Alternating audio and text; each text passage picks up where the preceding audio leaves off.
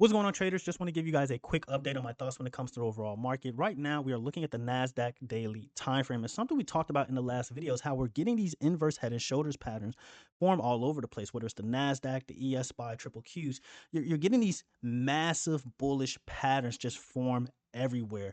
And one of my concerns, some of you agreed with me, some of you disagreed with me, some of you thought I was just, overthinking it. But one of my main concerns was that it was too obvious, right? It was way too obvious. And not only was it too obvious, everyone was talking about it. Whether, you go on Twitter, whether you go on YouTube, everyone was talking about these inverse head and shoulders patterns. And in my experience, my 12 years experience, right?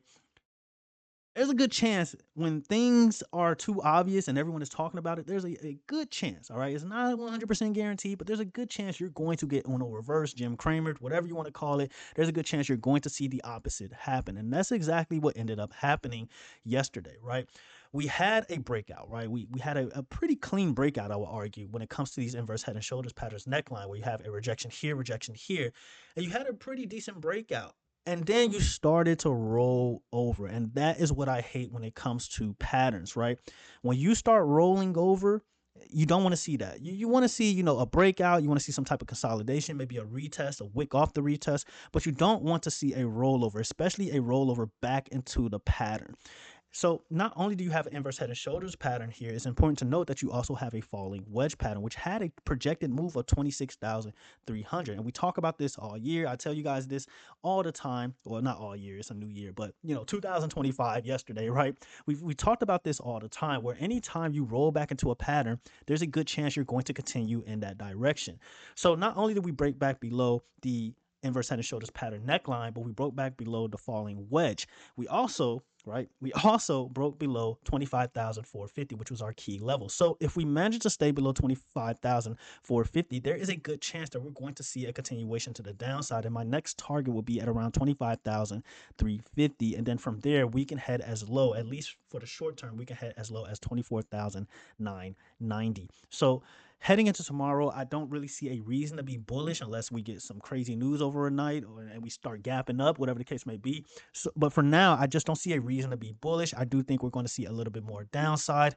How bad can it get? We'll go into that in a bit. But for now, I just don't see a real reason to be overly bullish, right? So I'm starting to lean a little bit more bearish. I think we're going to have a little bit more downside heading into tomorrow, maybe next week. And then once, market makers, institutions start coming back into the market after their little vacation or whatever the case may be, we may see a bounce back towards the upside. But for now, not really seeing it. Okay, so when we look at the ES, you're pretty much looking at the same thing, right? You go to the daily time frame here, and you did the same exact thing where you broke out of this massive falling wedge pattern, and you were looking good. You were looking really good, and then you started to roll over. Not only that, but you broke back below your key level of 6,930. You can also argue that 6,950 psych level is important as well, but what's important to note here is that you broke back into the falling wedge and you broke back below the neckline of this inverse head and shoulders pattern, right? And again, this was a major concern where you just had these inverse head and shoulders patterns all over the place, right? And everybody's screaming, "Hey, all-time highs, Santa rally, all that." And even me, I was kind of leaning towards, "Hey, okay, we might get this Santa rally." But now it's not looking too good. I'm not too sure about it anymore because again, we broke back below this falling wedge, right? We broke back below the neckline of the head and shoulders pattern. We broke back below our key level of 6,930. And so what we can see here heading into tomorrow or even next week is a move heading towards 6,870. You break below that, then you're heading towards 6,800, 6,760 more or less. So that's what we're looking at when it comes to the ES. So it's not looking great so far. It's not looking great. We look at the SPY for those of you who are into ETFs, right? On the SPY daily time frame, we are within a rising wedge pattern. This is a bearish pattern, right? And you can also argue that there's, an inverse head and shoulders pattern here where you had a shoulder here, head here. You didn't quite have a clean shoulder here, right? But ultimately, you still had some type of bullish signal where you broke above your key level of 686 or 687 more or less, and then you were heading towards that 690 target. You got as high as about 691.7 more or less, and then you ended up rejecting towards the downside and rolling back into this rising wedge pattern. And so if we manage to head further down, I'm looking at a move towards 677, 678 before potentially bouncing back towards the upside. Now, if we continue to the downside, let's go to the 4 hour time frame here. If we continue to the downside here, then I do imagine that we're going to start heading back towards the 660s when it comes to the SPY, possibly even lower than that. So your next key level here is a move towards 677. If you manage to break and hold below this rising wedge pattern, then that obviously gives you a projected move towards the 660, 668, between 668, 660. So that's what I would be looking at when it comes to the SPY. We look at the triple Qs.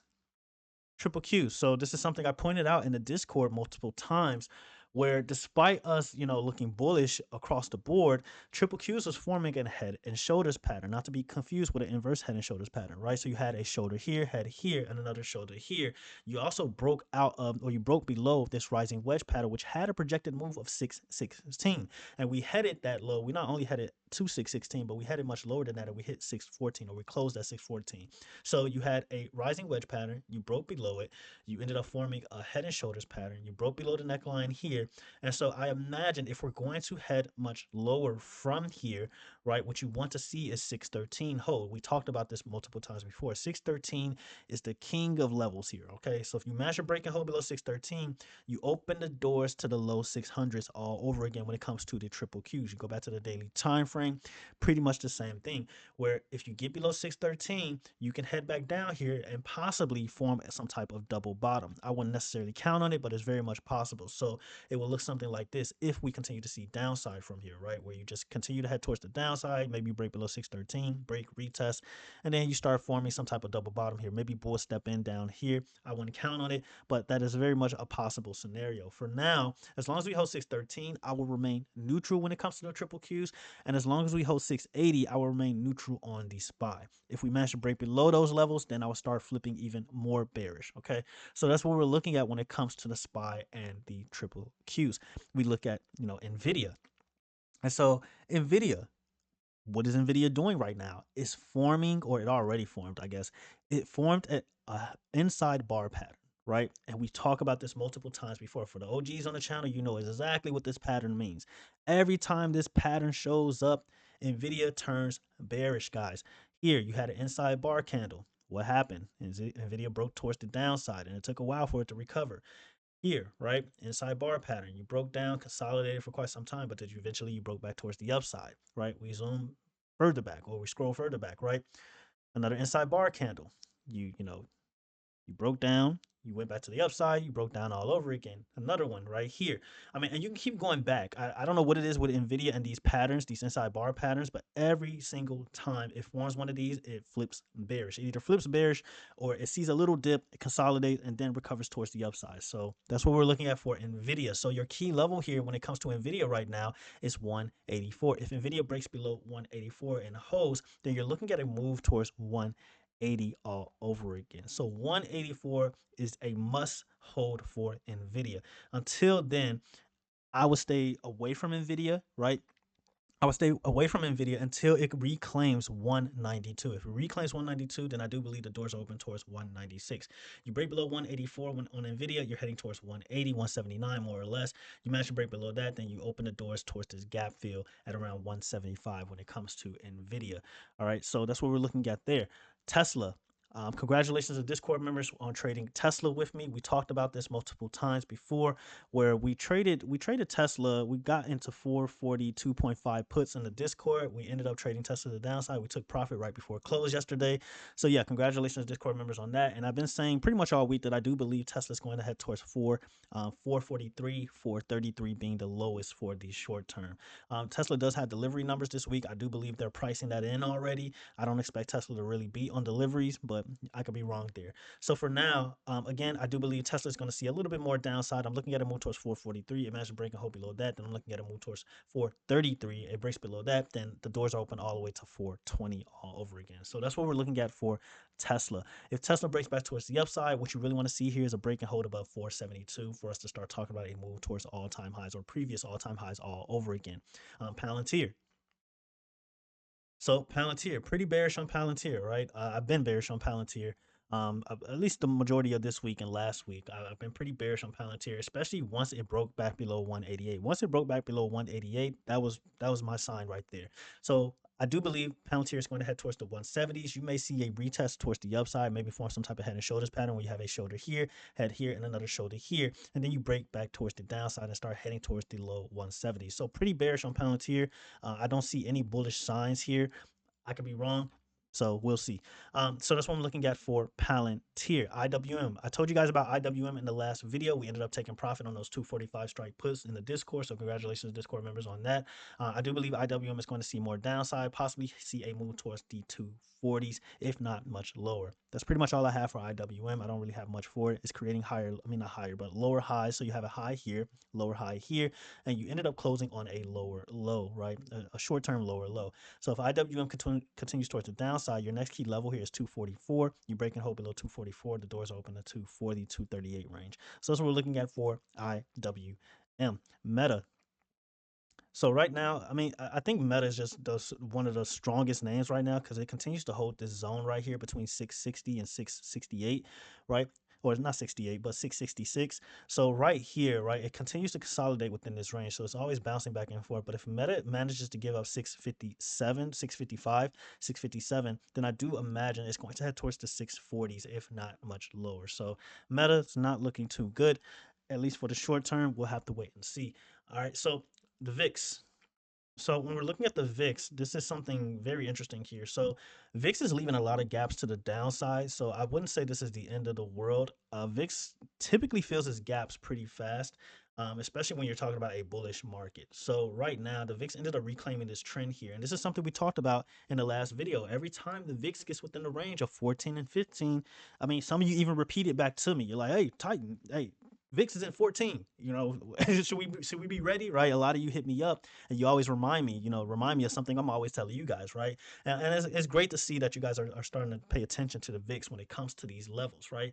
So right here, the VIX got as low as about 13, right? And then it ended up recovering towards the upside. In our last video, I warned you guys. I said this could be a trap. The upside that we're getting could be a trap, right?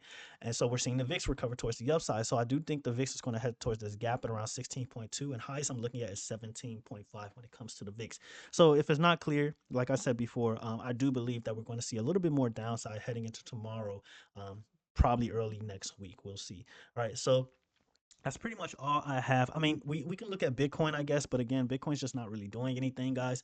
We could talk about this thing all day, but you're gonna fall asleep. I mean, talking about trading is not the funnest thing on the planet. But regardless, Bitcoin it's just consolidating. All right, so there's not much you can do here. I do believe there's a world where Bitcoin can head towards 81k, 81, 83k, somewhere around that range. But if Bitcoin remains here, then it could be a chance to charge towards the upside and see a move towards this 98k. You're very illiquid up here.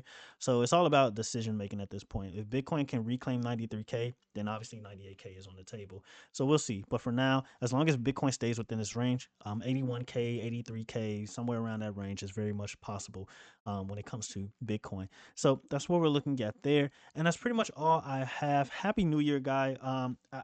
We started this channel with only like 500 subscribers and ended the year at 13k. That's absolutely insane, right? And I do YouTube. A lot of you joke, you're like, oh, your mic and this and thing. And someone was like, I don't even take this serious, guys.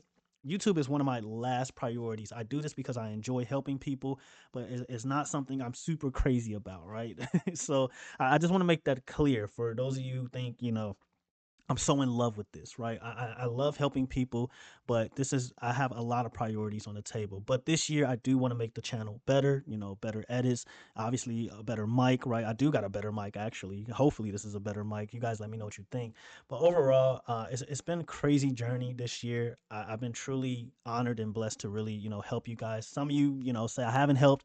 Majority of you say I help, whether it's through the YouTube, whether it's through Discord, but I appreciate each and every one of you. 13k is a lot of people, right? It may not look like anything on the outside, but 13k, you're surrounded by 13k people. One, you might pass out from anxiety, but two, that's a lot of people. That's a lot of people that's trusting you. All right. So hopefully I can, provide better info. Hopefully I can provide better, material, content, whatever the case may be. If you guys are interested in anything new this year in regards to my YouTube channel, outside of a mic, because I'm sure I'm going to get crazy jokes about that. But you guys let me know in the comments below. And also let me know what you think about the market in the comments below. We're supposed to have a Santa rally, right? We're supposed to. We're in our last few days of a Santa rally happening. Is it still on the table? Do you think a Santa rally is still very much possible? All right. Let me know what you guys think in the comments below. Again, I truly appreciate each and every one of you. Hopefully, we can get like 1K members by the end of the year.